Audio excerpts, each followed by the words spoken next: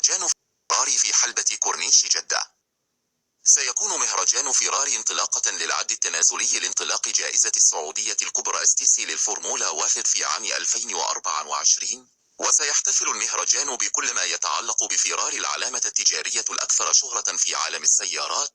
سيحيل عالم حدثا رياضيا مميزا، حيث ستقام الاستقلال العام الرابع على التوالي في شهر مارس المقبل. 1. موعد مهرجان فيراري في حلبة كورنيش جدة.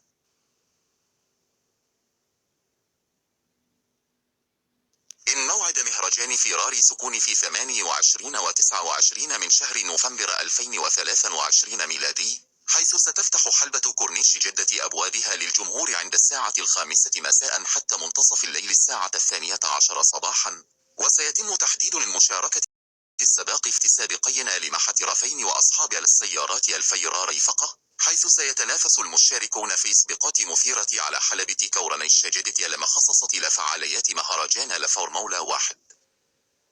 فعاليات مهرجان فيراري في حلبة كورنيش جدة. يتضمن مهرجان فيراري عروضا حية وأنشطة على حلبة السباق، بالإضافة إلى ذلك سيقدم مجموعة واسعة من الأنشطة والتفاعليات على مدار اليومين، وسيشارك سائقا فريق سكوديريا فيراري تشارلز لوكلير وكارلوس ساينز في المهرجان، بالإضافة إلى أعضاء آخرين من فريق فيراري للسيارات الفائقة في بطولة العالم للتحمل. أسعار تذاكر مهرجان فيراري جدة. يمكن الاطلاع على أسعار تذاكر مهرجان فيراري جدة من خلال التال.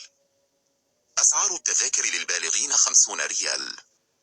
أسعار التذاكر للأطفال الذين أعمارهم تبدأ من عامان حتى 12 عام 25 ريال.